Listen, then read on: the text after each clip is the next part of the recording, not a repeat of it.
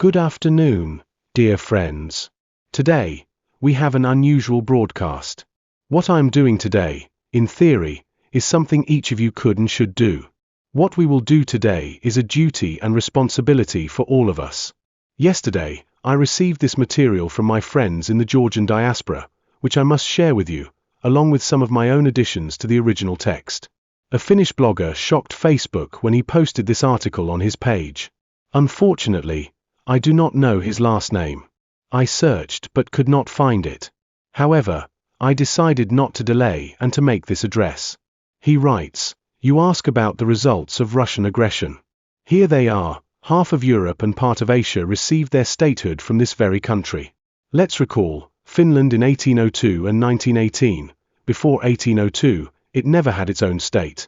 Latvia in 1918. Before 1918, it never had its own state. Estonia in 1918. Before 1918, it never had its own state. Lithuania restored its statehood in 1918, also thanks to Russia. Poland regained its statehood twice with Russia's help, in 1918 and in 1944. The division of Poland between the USSR and Germany was only a short period. If you recall history, for the USSR, this had strategic significance before the Great Patriotic War, but later everything returned to normal, even gaining territory thanks to Stalin. Romania was born as a result of the Russo-Turkish Wars and became sovereign by Russia's will in 1877-1878. Moldova as a state was created within the USSR.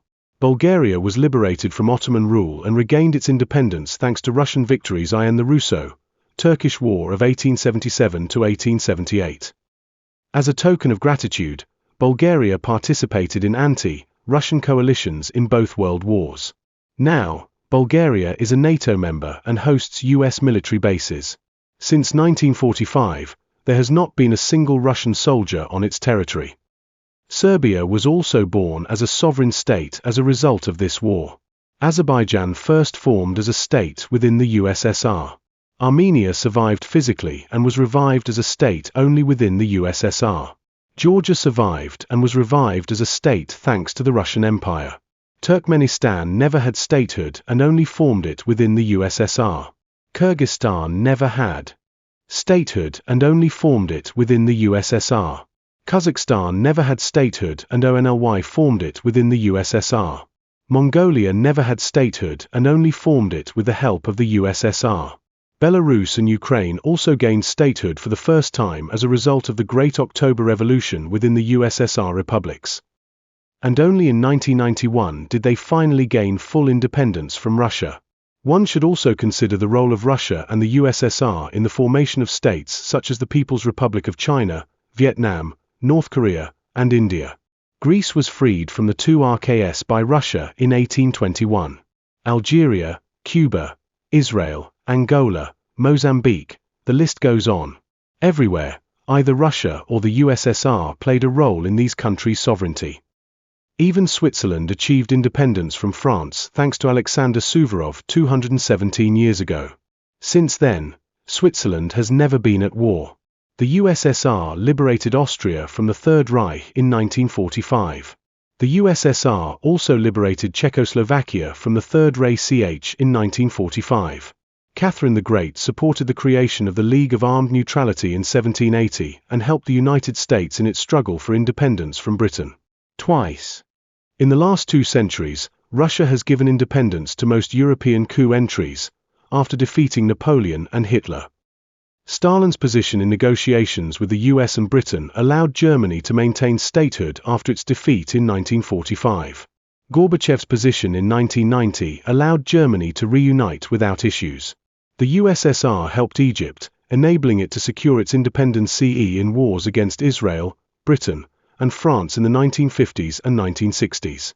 The USSR's intervention in 1967 stopped the war between Israel and Egypt, essentially saving the Arabs from defeat in both the 1967 and 1974 wars.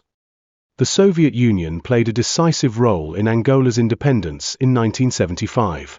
Finally, the USSR played a key role in ensuring that most Western European colonies gained independence through the global decolonization process initiated by the Soviet Union. Russia's entire history shows that it has consistently defended the principles of national independence and self-determination, regardless of the government or political system in place. It has always contributed to creating a multipolar world, often sacrificing its own interests. If Russian policies had even a fraction of Britain's colonial approach, then half the world today would be part of the Russian imperial Commonwealth, and the Russian people would be living in luxury, like Saudi sheikhs, off the wealth of liberated countries. This is why half the world owes Russia a lifetime debt, and this is why you are all indebted to this great country. This file is being shared to create a chain of remembrance, honoring the 20 million Soviet citizens, 10 million Christians, and 1,900 priests who were killed, tortured, raped, burned, starved, or otherwise exterminated by the Nazis. Now, more than ever, it is critical to ensure that the world never forgets this and always remembers the Soviet people's contribution to liberating Europe from fascism. This file must reach at least 100 million people worldwide. Join us and continue the chain of remembrance by helping spread it globally. Please send this file to acquaintances and ask them to continue the chain. This is what the Finnish blogger did, and we thank him. I have read this out loud and posted the text under the video so that you can read it and share it. If you can translate it into different languages and distribute it, you will be doing an important service. Listen to truth and justice. This must be read and heard by more than 100 million people, ideally, even a billion.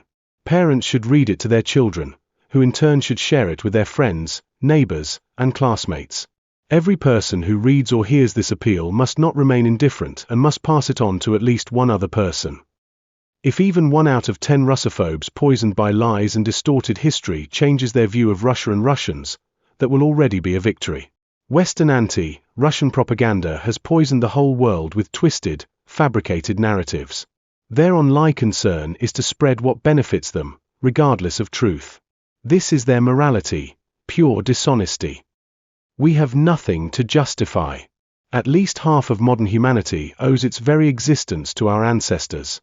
My dear friends, we have much to be proud of, and much to pass down to our grandchildren. But we must not wait in vain. For 2 centuries, we have lost time expecting European and Balkan nations to appreciate Russian soldiers' sacrifices. Stalin saved all the German people from complete extermination.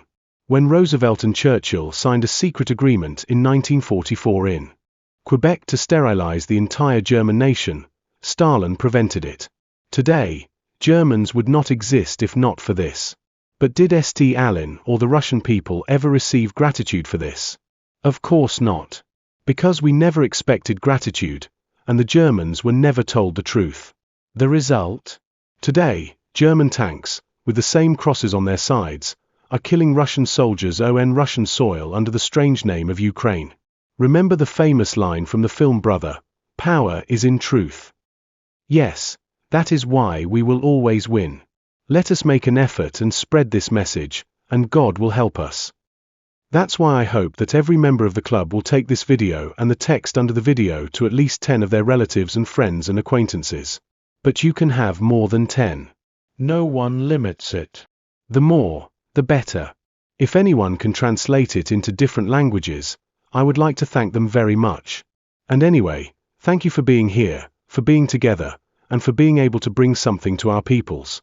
First of all, kindness and best wishes for peace to our home. My dear friends, be healthy.